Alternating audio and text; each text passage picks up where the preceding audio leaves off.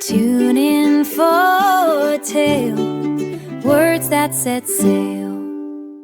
Digital Splendor, Literature Illuminated. Today we are diving into one of the greatest novels ever written, George Eliot's Middlemarch. But we're not just doing a book report here. We're going to look at it through a lens that feels surprisingly modern, the powerful and often really frustrating theme of work. Right from the very beginning, George Eliot gives us this powerful idea. She brings up Saint Teresa, this historical figure whose passion led to an epic life of religious reform. But then she asks, well, what happens to the modern Teresas? You know, the people born with that same fire, that same spiritual grandeur, but who find themselves in a world with no grand crusade to join. This right here is the central problem of Middlemarch, the search for meaningful work when the world just feels too small. Okay, so here's our game plan. We'll start with that big search for an epic life's work. Then we'll get to know the novel's two big idealists and watch their ambitions collide with reality. After that, we'll see how marriage itself can turn into a full-time job. Then, we'll look at the world of business, contrasting corrupt and honest labor. And finally, we'll pull it all together to understand what Eliot herself called her gospel of labor. So, let's jump into that central search. At its heart, this novel is asking what happens when you have these brilliant, passionate people who are just desperate to do something that matters, but they're stuck. They're hemmed in by what Eliot calls tangled circumstance and dim lights. It's a feeling I think we all can recognize, and it leads to a really important question. This question pretty much haunts every major character in the book. They are all in their own way trying to figure this out. They've got these huge ideas, this burning desire to make a mark, but they're operating in the tiny, gossip-fueled, and incredibly complicated world of a 19th century English town. And that brings us to our two star players in this drama of idealism, Dorothea Brooke and Tertius Lydgate. You could say they are the novel's later-born Teresas. Both kick things off with these enormous ambitions, but right away their paths are shaped and, limited by their world, their gender, and their own personal blind spots. You can see right here how their paths run parallel, but are also worlds apart. Dorothea, who is incredibly intelligent, sees her only route to meaningful work as hitching her wagon to a great man. Her arena is the home. Lydgate, on the other hand, the ambitious young doctor, has a clear professional path laid out for him. His arena is the hospital and the lab. They both want to change the world, but the tools society handed them couldn't be more different. For Dorothea, marriage isn't really about love or romance. It's a calling, a vocation. Her mind, we're told, yearned after some lofty conception of the world, and she's convinced the only way to tap into that is by marrying a brilliant scholar, Mr. Casaubon. She pictures herself as his assistant, his lamp holder, dedicating her entire being to his great work.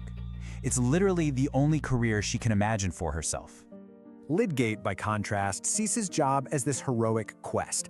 He's not just some country doctor. No, he's on a mission to push the boundaries of human knowledge, to discover the very building blocks of life itself. For him, work is a direct line to intellectual glory and making society better, a path that's completely closed off to Dorothea. Okay, so this is where things get really interesting. Both Dorothea and Lydgate get married, not for love, but to help them do their life's work. And for both of them, marriage becomes a job in itself, a draining, disillusioning kind of labor that threatens to just swallow up the very ambitions it was supposed to support. It's kind of incredible how the novel portrays marriage as, essentially, an economic arrangement. It's a contract, right? But the terms are often unspoken and almost always misunderstood. All that invisible work of running a household, managing money, navigating your partner's feelings, it all starts to chip away at their bigger dreams. Dorothea realizes pretty quickly that her husband's big, important project is, well, it's a total dead end. He's insecure, his work is going nowhere, and he doesn't actually want her help. So her chosen career, being his assistant, becomes this painful, soul-crushing chore. She's trapped on what she calls a treadmill, just working and working with absolutely no purpose.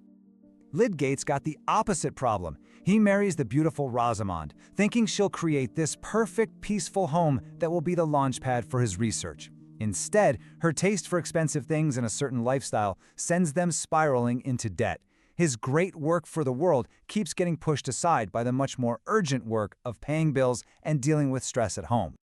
Now, the theme of work gets even richer when we move beyond these intellectual pursuits and into the world of business. Here, Eliot draws a really sharp line between two types of labor. One that looks respectable on the outside but is rotten on the inside, and another that seems humble but is built on a solid moral foundation. And this just lays it all out. On one side, you've got the town banker, Mr. Bulstrode. He's a pillar of the community, but his fortune comes from a really shady past, which he papers over by saying he's just an instrument for God's will. And on the other side, you've got Caleb Garth, a land manager whose entire moral code boils down to one simple thing: doing a good day's work and doing it well. Caleb Garth is really the quiet hero of the novel when it comes to work. He doesn't have these huge, world-changing ambitions like Dorothea or Lydgate. His joy comes from competence, from knowing his stuff, and from taking part in the massive collective effort that keeps society running. For him, good work is its own morality. And if Caleb is the ideal, then Fred Vincy's story shows us how you get there.